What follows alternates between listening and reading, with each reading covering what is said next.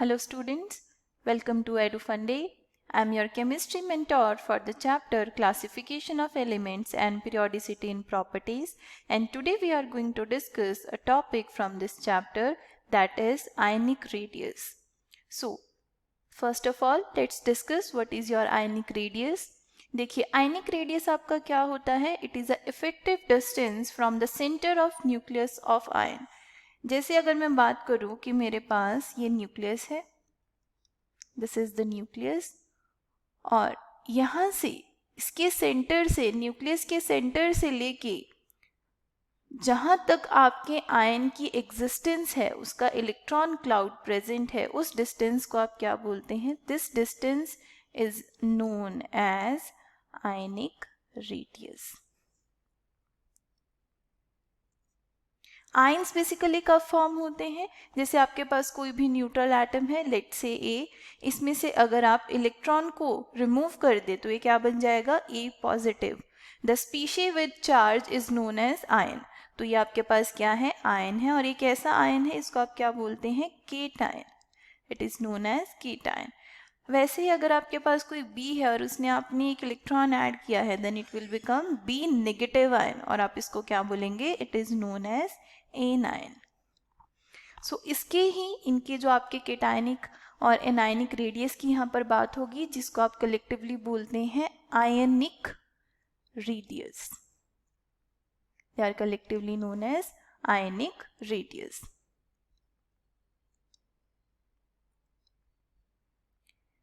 Just जो हमने अभी डिस्कस किया, आपके पास आयन जो है ये आपके बेसिकली दो तरह के होते हैं. एक है cation. When a neutral atom loses one or more electron, this is known as your cation.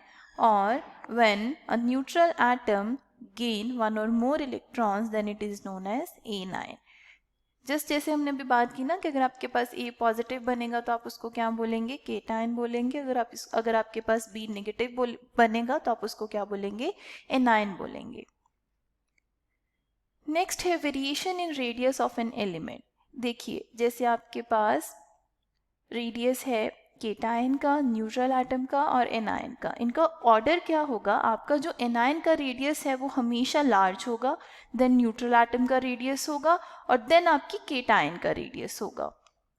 अब देखिए ऐसा क्यों है? देखिए जो आपका केटायनिक रेडियस है वो आपके एटम के रेडियस या आपके न्यूट्रल एटम के रेडियस से हमेशा छोटा होगा. ऐसा क्यों है? क्योंकि केटायन में नंबर ऑफ इलेक्ट्रॉन्स कम है as compare to your neutral atom. जैसे अगर मैं बात करूँ, देखो मेरा न्यूट्रल एटम है, मेरे पास इसमें प्रोटॉन है, लेट्स से एग्जाम्पल मेरे पास प्रोटॉन इसमें 10 है, इलेक्ट्रॉन्स भी कितने होंगे? 10 होंगे, राइट. और अगर मैं केटायन में बात करूं, प्रोटॉन्स तो सेम है ना, लेकिन इलेक्ट्रॉन्स क्या है? 9 है, एक कम हो गया हमारे पास. और अगर आपके पास नंबर ऑफ इलेक्ट्रॉन्स कम है, दैट मीन्स आपका जो न्यूक्लियर फोर्स है, जो न्यूक्लियर चार्ज है वो ज़्यादा है. और जितना आपके न्यूक्लियस का अट्रैक्शन ज़्यादा होगा उतना आपके पास साइज क्या होगा? कम होगा. That is why the radius of cation is always smaller than radius of neutral atom.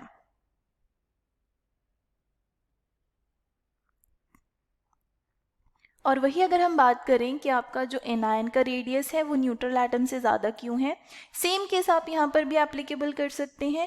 देखिए इसमें प्रोटॉन्स तो सेम है ना, लेकिन इलेक्ट्रॉन्स क्या है? ज़्यादा हैं. ठीक है, because of having more electrons यहाँ पर आपका न्यूक्लियर फोर्स कम है कंपैरेटिवली, और इलेक्ट्रॉन रिपल्शन ज़्यादा है. क्यों? क्योंकि नंबर ऑफ इलेक्ट्रॉन ज़्यादा है, राइट. और जितनी ज़्यादा इलेक्ट्रॉन रिपल्शन होगी उतना ही आपका जो साइज़ है, जो रेडियस है वो इंक्रीज कर जाएगा. इसीलिए एनायन का रेडियस सबसे ज़्यादा है, फिर आपके न्यूट्रल एटम का है, and then your cation. Next है variation in radius of isoelectronic species. So first of all आपको ये पता होना चाहिए कि आइसो इलेक्ट्रॉनिक स्पीशीज कौन सी होती हैं. ये वो स्पीशीज हैं which contain same number of electrons. The atom और ion which contain same number of electrons are known as isoelectronic species. जैसे आप बात करें O नेगेटिव की, ऑक्सीजन में वैसे अगर आप बात करें इसका एटॉमिक नंबर कितना है? It is 8, right. और अगर इसके ऊपर 2 नेगेटिव चार्ज है तो इसमें इलेक्ट्रॉन्स कितने होंगे? 8 + 2 दैट इज 10. वही अगर आप फ्लोरीन की बात करें, एटॉमिक नंबर है हमारे पास 9, 1 नेगेटिव चार्ज है तो टोटल नंबर ऑफ इलेक्ट्रॉन्स कितने होंगे, 9 + 1 दैट इज 10।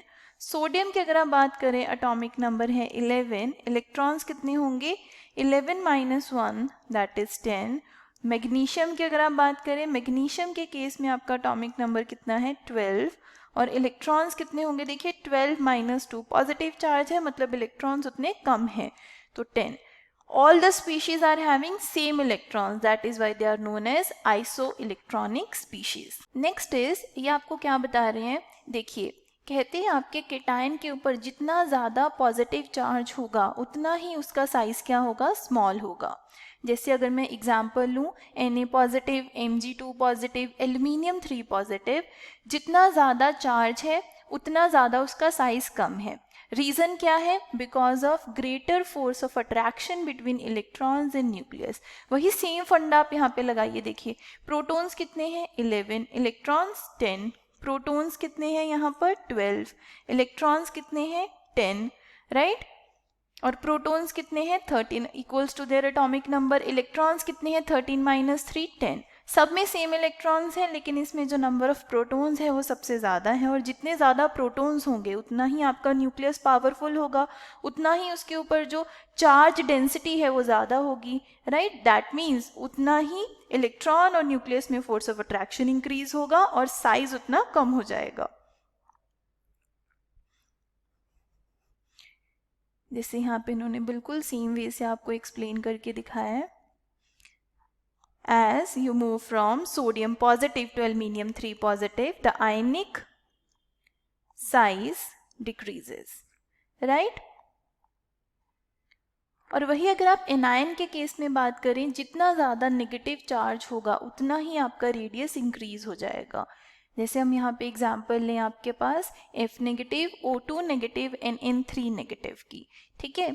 सेम केस आप यहाँ पे भी कंसीडर कर सकते हैं। प्रोटॉन्स यहाँ पर कितने होंगे, देखिए यहाँ पर प्रोटॉन्स होंगे 9, यहाँ पर होंगे 8, और यहाँ पर कितने होंगे,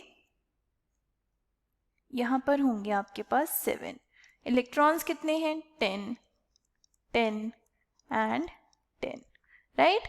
अब देखिए नंबर ऑफ इलेक्ट्रॉन सेम है, और सबसे ज़्यादा प्रोटॉन्स किस में है, फ्लोरीन में है। जितने ज़्यादा प्रोटॉन्स होंगे उतना ही साइज क्या होगा, कम होगा, या बोल सकते हो जितने कम प्रोटॉन्स होंगे उतना ही साइज क्या होगा, बड़ा होगा। ऐसा क्यों, क्योंकि जितने कम प्रोटॉन्स होंगे, लेसर आर द प्रोटॉन्स,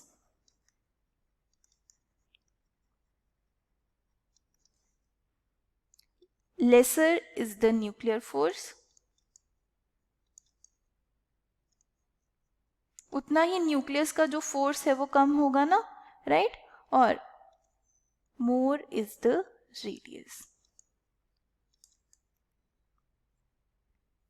तो बस आपको एक सिंपल सी बात याद रखनी है, केटायन के केस में जितना ज़्यादा पॉजिटिव चार्ज होगा उतना ही ज़्यादा उस पर न्यूक्लियर चार्ज होगा, दैट मीन्स उतना साइज कम होगा। एनायन के केस में क्या होगा, जितना आपके पास नेगेटिव चार्ज ज़्यादा होगा उतना उसके ऊपर न्यूक्लियर चार्ज क्या होगा, कम होगा, लेस होगा, और हेंस उतना ही ज़्यादा उसका क्या होगा, रेडियस होगा, right. As you move from F negative to N3 negative, the ionic size increases. So let's discuss some questions. Your first question is, among N3 negative, O2 negative, F negative, Na positive, Mg2 positive and aluminium 3 positive, what is common in them? इन सब में common क्या है, देखिए all are having same number of electrons। जैसे देखिए यहाँ पर N3 negative, N3 negative, O2 negative, F negative, Na positive, Mg2 positive and aluminium 3 positive।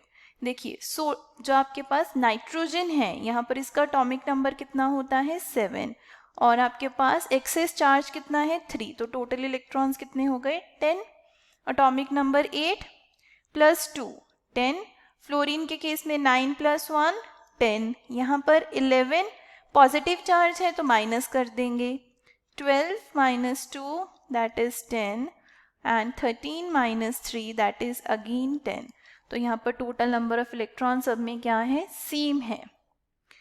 Next है आपके पास, इनको अरेंज करना था इन इंक्रीजिंग आयनिक रेडियस. अब देखिए, अभी जस्ट हमने बात की इन द आइसोइलेक्ट्रॉनिक स्पीशीज. अगर आप केटायन की बात करेंगे, सबसे पहले तो केटायन का जो रेडियस है वो एनायन से कम होगा. तो जो ये तीनों हैं, ये इन तीनों से बाद में प्लेस होंगे, राइट. और केटायन के केस में जितना ज़्यादा चार्ज उतना कम रेडियस.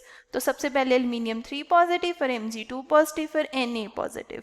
एनायन के केस में जितना ज़्यादा नेगेटिव चार्ज उतना लार्ज रेडियस, इसीलिए पहले N3 negative, O2 negative, then F negative. And this is your required order of increasing ionic radius.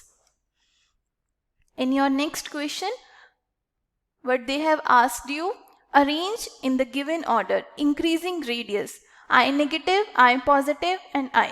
देखिए, अब आपके पास पहला क्या है, I नेगेटिव. I नेगेटिव क्या है आपके पास, एक एनायन है, राइट. I पॉजिटिव आपके पास क्या है, केटायन है. और I क्या है आपके पास, न्यूट्रल स्पीशी है. तो आप कैसे अरेंज करेंगे, सबसे लार्ज रेडियस किसका होगा, एनायन का, then your neutral species and then your cation. अभी जस्ट हमने देखा था ना, तो इसका ऑर्डर आपके पास क्या आएगा, पहले आएगा anion, then your neutral species and then your cation. उसके बाद है इंक्रीजिंग रेडियस. अब देखिए आपके पास Fe, ये क्या है, न्यूट्रल है, Fe2 पॉजिटिव, केटायन है, Fe3 पॉजिटिव भी केटायन है. अब जितना ज़्यादा आपके पास पॉजिटिव चार्ज उतना कम आपका रेडियस. सो सबसे पहले आएगा Fe3 positive, then Fe2 positive and then Fe. ऐसा क्यों है, क्योंकि केटायन का रेडियस जो है वो आपके न्यूट्रल एटम से क्या होता है, कम होता है, right. So your answer should be Fe3 positive, then Fe and then F. So thank you so much for watching. I hope this will clear your doubts.